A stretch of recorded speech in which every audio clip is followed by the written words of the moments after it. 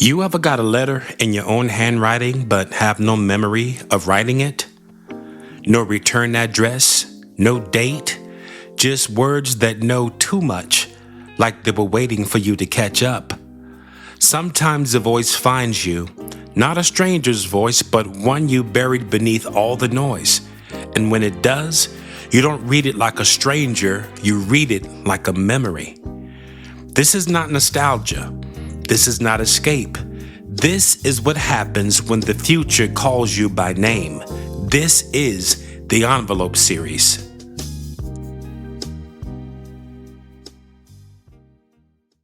They don't tell you this part, that motivation is loud, but it's short-lived. It burns hot, but it doesn't burn long. The first time you step into the light, people are going to cheer. You feel seen. You feel alive. It feels like the universe is saying, yes, you belong here. But then the real work begins, because the crowd goes home. The spotlight dims, and you're left with yourself and the question, what keeps me here now? That's when the habits matter. The ones nobody claps for. The ones that don't need to get posted. The ones you stack quietly on top of one another until they build a floor strong enough to stand on. Motivation opens the door, but discipline, habits, routine, that's what keeps the door from slamming shut in your face. And here's the hardest part.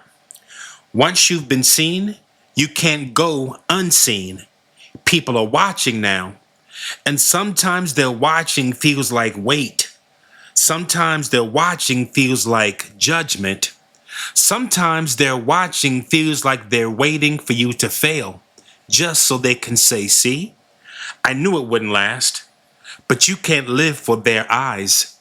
You can't move by their applause. You have to decide.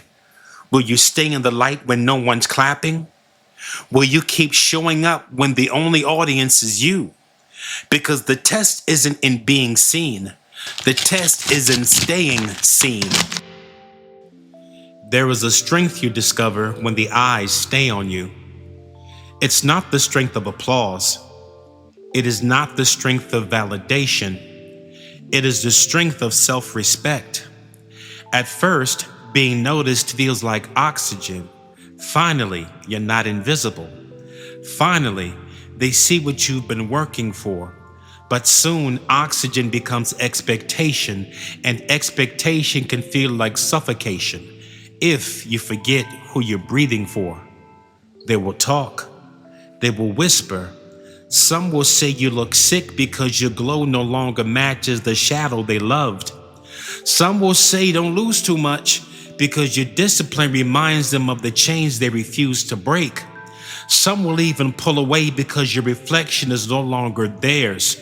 And that is the cost of staying in the light. Not everyone can walk there with you. Not everyone wants to. Not everyone will. But here's the secret. The light doesn't ask for company. It only asks for honesty. And honesty looks like this. Stacking habits when nobody notices. Living the truth when nobody claps. Staying faithful when nobody affirms. You're not staying in the light to be seen. You're staying in the light to stay alive. The letter reminds me of this, that visibility is fragile. If I chase their cheers, I will lose myself. If I shrink for their comfort, I will lose my progress. But if I keep my head down, keep my daily habits steady, then whether the crowd comes or goes, the light is mine to keep. And that's why this envelope mattered today.